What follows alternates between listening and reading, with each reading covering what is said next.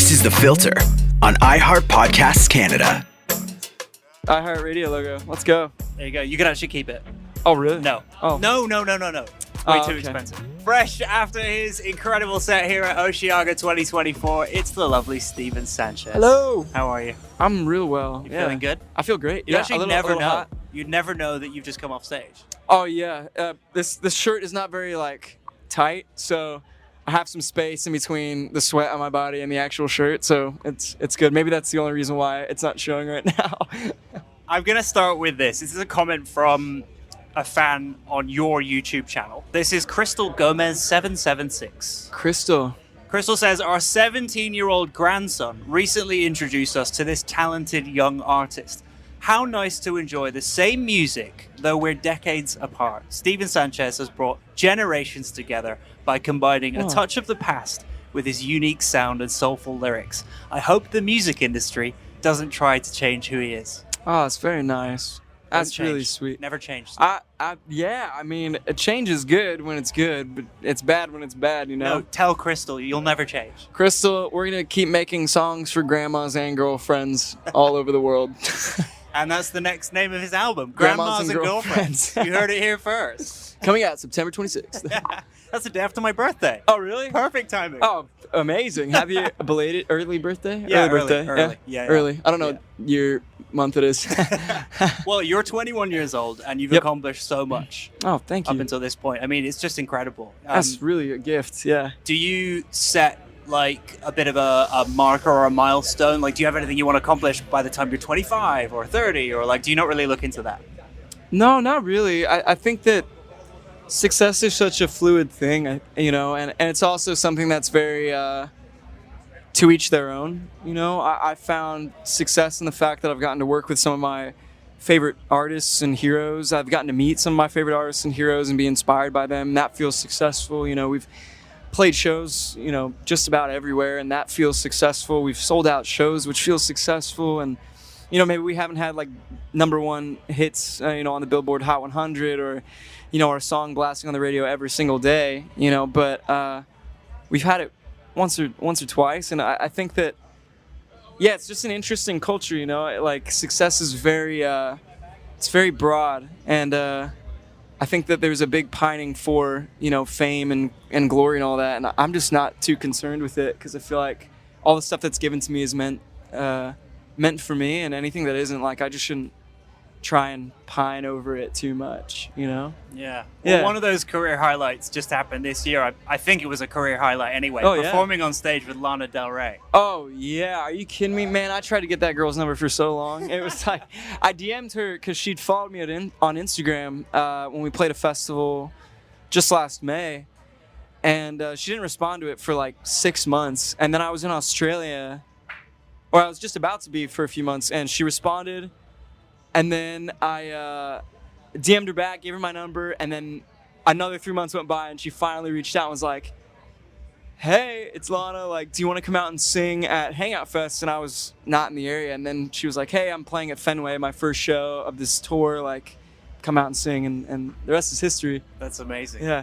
Also, Always is playing Archie Marry Me right now, and it's so good. Yes. Great band. Yes. Love them. I'm sorry you're missing that. Oh no, we can vibe here together in the distance. Perfect. Yeah. You were vibing this weekend, yesterday, in the sweltering heat when Chappell Roan was on stage. Yes. How was it? It was lovely. She is a force to be reckoned with for sure. It's beautiful. It's beautiful to.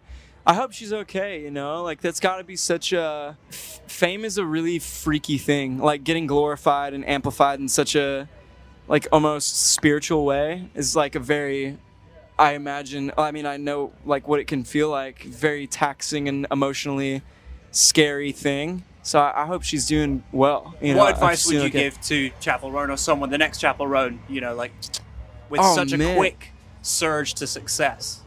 Oh, man. I mean, not quick because she's been doing it for a long time, but it was the sudden uplift. I mean, oh man, I think just remember that when people put you up on the pedestal, you don't have to stay there. You can take yourself off the pedestal and hang out with everybody and just kind of be on the same level. There's no expectation to like stay there, and stay, Chappell Roan all the time and stay, the artist that you portray on stage. You can just be. You don't have to be anything else, That's amazing. Have you ever met? I think you would sound great together on the same song. It could be cool. Yeah, that'd be pretty rad. I've never met her. I did see her in a golf cart. We drove past her at Gov Ball. She was all green. That was cool. Yes. But no, we haven't met. But I hope she's well. Yeah. And do you know the dance?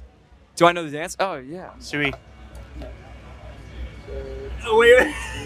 O-G-O. Can't take me high to go. So good. It's so good. I think we butchered that. We need her here with us. Yeah, we can AI it to make it look better. Jesus. You're back in Canada in September, on the September 4th in Vancouver. So another Canadian day. You were just in Toronto as well, right? Vancouver. We've missed. We were supposed to play there twice, and I got sick both times. So we're really hoping to not be sick this time. Yeah, don't be sick. Vancouver, I will be there. I swear on my life.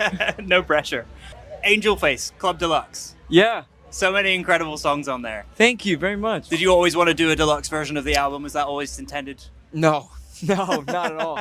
It was something that, we wanted to continue the story for the record, because I think we had these songs that we didn't release when we initially, had the record out with those first 13 songs. And it just felt like, we're going to close this chapter with another tour, so we might as well release a deluxe and kind of, close out this 50s, 60s style chapter, kind of like a last hurrah sort of thing. So it felt more like that than we hope that something happens again with one of these songs. It's kind of just like, this is the end. Here it is.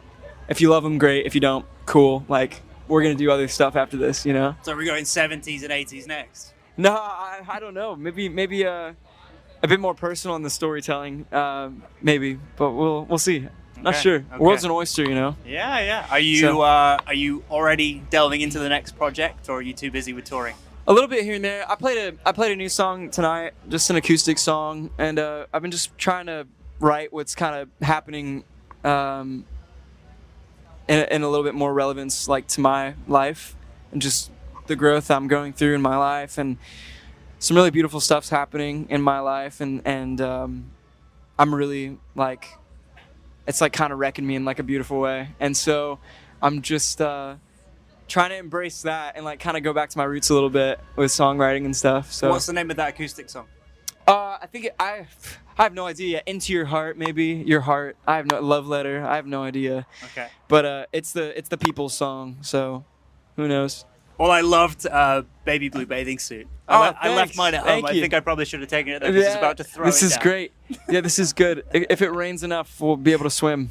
Yeah. So what was it like making that song? And it was for the Beach Boys documentary on Disney Plus, right?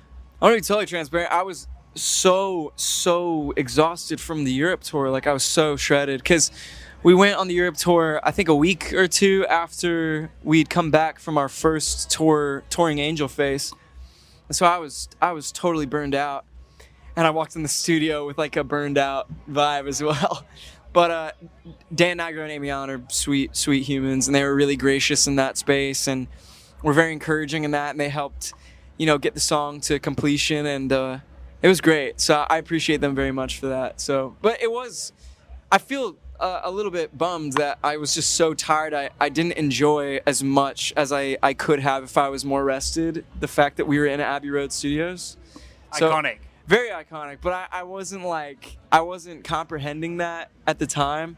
And in hindsight, I'm like, oh, wow, like that was very cool. And I kind of missed out on feeling that in the moment, like living in the moment. Yeah, a little bit, because I was just tired, Are you living in the moment now?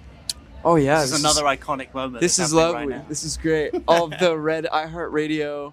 We have ponchos covering. Yeah. I forgot the what cameras. They were called, but yeah, that's what it is. And real quick, Stephen. Yep. I want you to come up with 2 truths and a lie about your pre-show ritual. I've got to guess the lie. Oh, 2 truths and a lie. I do squats into a dance. I do little vocal warm-ups with a big, giant, fat milkshake straw. And I listen to Motley Crue before going on stage sometimes. That's what I do right before interviews. Yeah. Is it the straw vocal warm-up? Is that the lie? It is not. It is not. I do not do squats into a dance. Well, we're going to do them now. Okay. 3, 2, 1. Thanks for listening to The Filter, an iHeart Podcasts Canada production.